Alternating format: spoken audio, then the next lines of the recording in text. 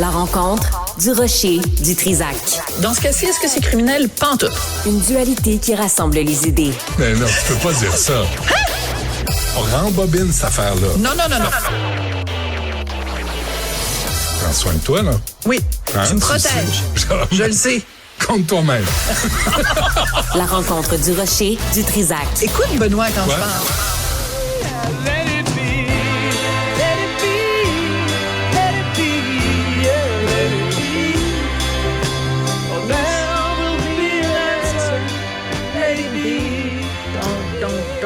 Sophie, bonjour. Alors, tu te doutes qu'on va parler des... Voyons, j'ai pas de son dans mes oreilles. Là, ça va mieux. Ça va? Qu'on va parler des Beatles. Pourquoi? Alors que ça fait des années, évidemment, non seulement que le groupe n'existe plus, mais il y en a quand même 2 qui sont morts au moment où on se parle. Écoute, les merveilles de la technologie. Hier, je faisais toute une chronique pour te dire à quel point c'était dangereux, les merveilles de la technologie, parce qu'on a réussi à faire une fausse publicité avec la vraie Véronique Cloutier en modifiant sa voix, etc., en lui faisant dire des choses qu'elle n'avait jamais dites. Et je m'inquiétais de ça. Aujourd'hui, je célèbre ça. Pourquoi? Parce que grâce à la technologie, dès la semaine prochaine, donc au mois de novembre, les Beatles restants, donc Ringo et Paul, sortent une nouvelle chanson des Beatles qui s'intitule Now and Then. Et c'est à partir d'une chanson que John Lennon a composée dans les années 70. Il a fait juste un démo chez lui. Évidemment, on sait qu'il a été assassiné en 1980. Et Yoko Ono, donc la veuve Lennon, a donné les bandes de cette démo-là à Paul et Ringo. Et avec les nouvelles technologies, je vais te l'expliquer en gros, là, on a réussi à retourner aux bandes originales et à extraire la voix de John, de nettoyer tout ça, si tu veux, pour rendre ça clair, limpide et cristallin. Mm-hmm. Et on est allé repiquer dans certains accords de guitare de George, qui lui aussi est décédé, bien sûr, George Harrison, et Paul et Ringo ont repris la musique telle que composée par John. Donc, Paul est à la guitare, Ringo, évidemment, à la batterie. Et ça va donner donc une chanson à la fois originale et posthume des Beatles. Et moi, je suis complètement ébobie. Et je suis sûre que je vais partir à pleurer quand je vais entendre ça parce que, tu sais, chez nous, c'est la bataille, Richard et Rolling Stones. Moi, je suis Beatles. Toi, je sais pas, t'es quoi? T'es Beatles ou... Moi, je suis les deux. Moi, je suis les deux. Vraiment, je suis les deux. Tu peux pas aimer autant les deux. C'est impossible. OK. Il déserte. Ouais. T'as le choix. L'œuvre complète des Beatles, l'œuvre complète des Stones. Pour le restant de tes jours, là, je peux juste écouter ça à longueur de jour. Des biscuits soda, du fromage plus. Moi, je pensais que t'allais dire une fille avec des... Bon, non, c'est pas ça. J'ai pas pensé. Ben là... OK, on va la refaire. Parce que là, t'es avec une fille, puis là, vous pouvez chanter les tunes que vous voulez. Voyons, t'es pas vide, Benoît. Non, je suis pas vide. Bon, alors moi, c'est les Beatles. Sur une île déserte, c'est les Beatles parce que je reconnais énormément de mérite, évidemment, aux Rolling Stones, mais il y a une profondeur, une diversité de styles. C'est sûr que les Stones, c'est Angie. Tu sais, il y en a une couple là, que, mon Dieu, ça vient me chercher. Oui, mais c'est aussi les années, tu sais, c'est Tattoo You, c'est Emotional Rescue, il y a des affaires des Stones qui ont... Emotional Rescue. Complètement, tu sais, t'es complètement horny juste à écouter ça. Oui, ça, c'est vrai. Alors que les Beatles, il y a toute la partie gnangnan des années 60 qui me tape ses nerfs. OK, tu vas encore me sortir ton Obladi Oblada, c'est ça? Non, tu vas ça, me j'aime faire? ça. T'aimes ça, Obladi Oblada? Non, c'est les années 62, 63. Mais moi, j'ai les 10 de tout le monde là-dedans. Là, puis c'est pas un choix à faire. Ouais. Je dis, pourquoi choisir? C'est fuck off. Je refuse de choisir. OK, mais moi, je refuse pas de choisir. Moi, je le dis haut et fort. Les Beatles, c'est selon moi le plus grand groupe de tous les temps.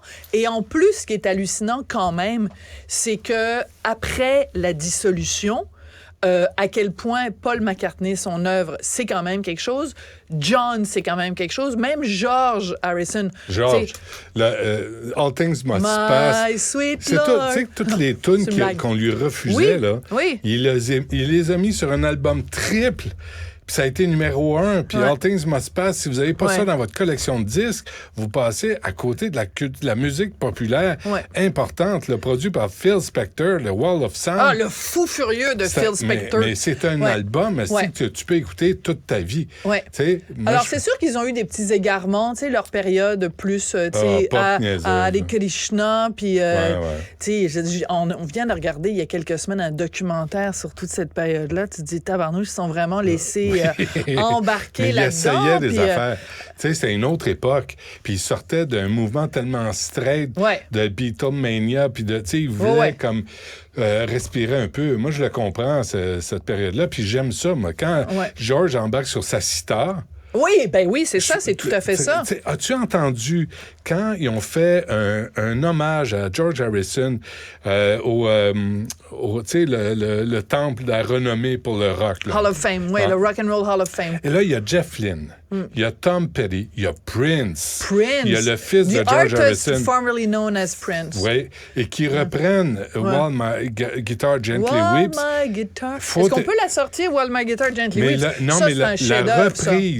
La reprise de ça par des immenses talents de la musique populaire, moi, là, quand ça joue dans la voiture, je la fais jouer 3 fois. Parce que je peux pas revenir de cette toune-là à l'origine qui est extraordinaire. C'est déjà absolument hallucinant. Fait que, tu sais, on en a tous des chansons qui viennent nous chercher dans notre tréfonds. Mais c'est plus cochon. Richard, il est plus cochon dans sa musique. OK, on n'est pas obligé de... Non, tu vois, c'est lui, mais moi, je te disais juste, et c'est ça que j'aime des Rolling Stones, c'est qu'ils sont cochons. I come to your emotional rescue. Tu vois, ça se dit tout seul. Oh, OK. mais tout ça pour dire que quand ça va sortir au mois de novembre, je vais être extrêmement émue. On va parce tous être que c'est émus. une façon, oui, je pense qu'on va tous l'être, c'est une façon, tu sais, quand tu dis que quelqu'un est immortel, mais on va quand même réveiller un mort. On va entendre John Lennon chanter, réuni par la magie avec les Beatles vivants, puis avec George à la guitare. Je veux dire, juste en parler, j'ai des frissons. Est-ce qu'on a... Oui... Oui, c'est ça là. Exactement. Écoute ça. Écoute ça.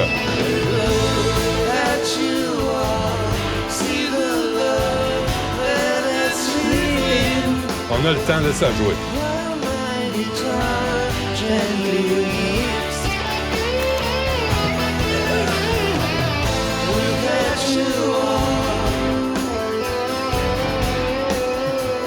Mets du son là-dessus, c'est pas assez fort.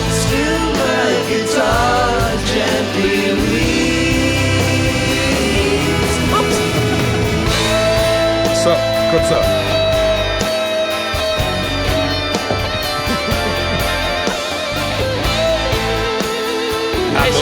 Elle braille sa guitare, là. Là, écoute, c'est écœurant, ça. Fais-le souffrir. En passant, juste puisque tu es sur le sujet, j'ai découvert un balado qui n'est pas sur Cube Radio, là, mais c'est McCartney, A Life in Lyrics. Et si tu aimes ça... Il passe à travers ses chansons, il est avec Paul Muldoon, qui est un poète. Wow! Et les deux ont des conversations sur Eleanor Rigby, par exemple. Eleanor Rigby, c'est une de mes chansons préférées. Et comment il l'a composée.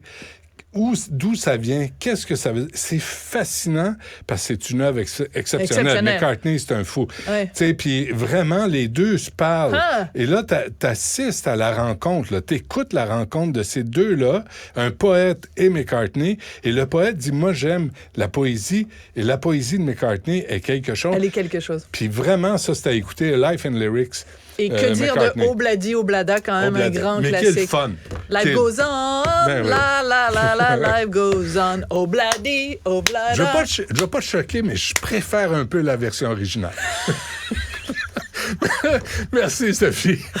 T'es pas fin avec moi. Merci beaucoup. Merci.